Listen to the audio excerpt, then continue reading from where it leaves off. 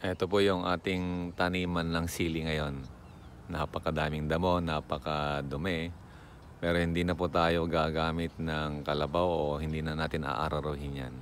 Gagamit na lang po tayo ng pamatay damo para malinis o maalis yung mga damong nasa silihan natin ngayon.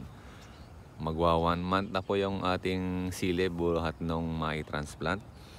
At ito napakarami na po niyang mga bunga. Ayan po.